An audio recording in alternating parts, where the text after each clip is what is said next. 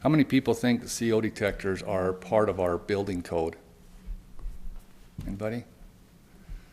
It's often sometimes a misconception that we think just because we've got smoke detectors in the ceiling that works as a CO detector as well.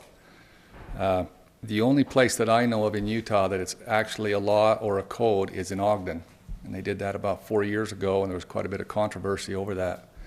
But the city went ahead and made that, and I've heard of some success stories from that, where some apartment buildings has had people removed because of the CO detectors going off. But it is not code. It's something we have to take upon ourselves, where the smoke detectors that are in our houses, they are part of the code. Many of the smoke detectors in our home are not a combination CO and smoke detector. To know that for sure, you'd need to get up and physically look at it, see if it displayed that it said a combination. But the large majority are just a smoke detector only. I'd like to talk just a minute about the levels of carbon monoxide that it takes to trigger this alarm to go off. At 200 parts per million, slight headaches, tiredness, dizziness, and nausea after 2 to 3 hours would be a sign that you'd have.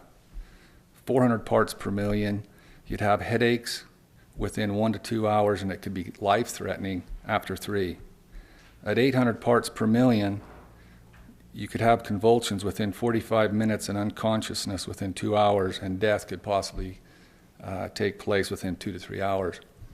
Anything above those levels, you're going to have the same symptoms, but the potential for death is going to be much, much quicker. And remember that article that we talked about that I read, that couple had 600 parts per million when Questar got there and the fire department. What to do if you experience symptoms of CO poisoning? Get everyone outdoors, everybody in the house outdoors as quickly as possible. If there's an opportunity to open some windows and doors, you can do that, but you need to get outdoors quick. Call the fire department.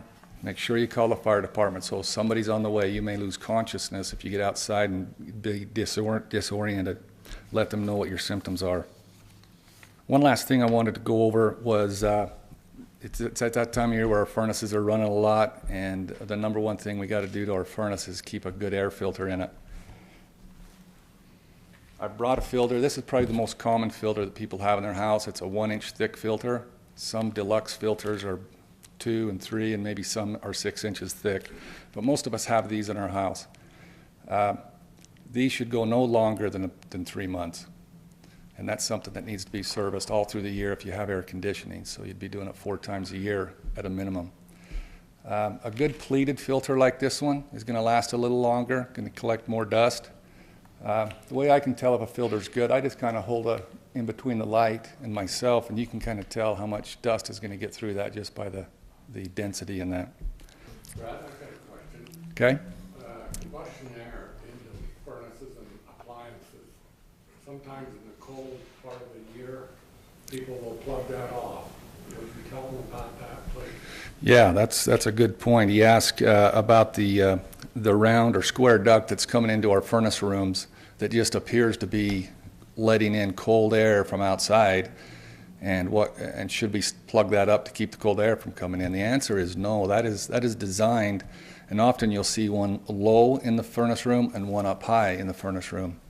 Those need to be completely opened. They're designed to let in air for the water heater in the furnace to burn the gas.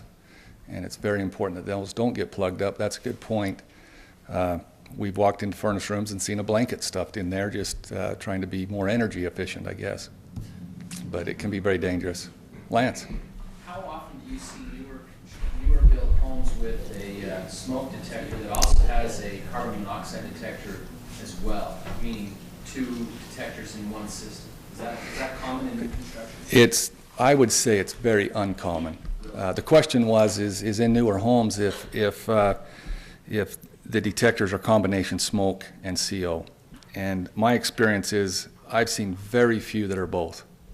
Brad, for greatest safety, is it best to place the CO detector closer to the furnace, or maybe if you're in a 2-level home on the upper level, closer to where more people are spending more of their time? That's a great question. The question was, where do I place the CO detector, by the furnace or upstairs? It's going to probably trigger faster by the furnace room, but my recommendation would be in a common hallway to bedrooms. A lot of homes nowadays where the bedrooms are all on the upstairs, I'd put it right there in the hallway so they can hear it, because it is an audible thing.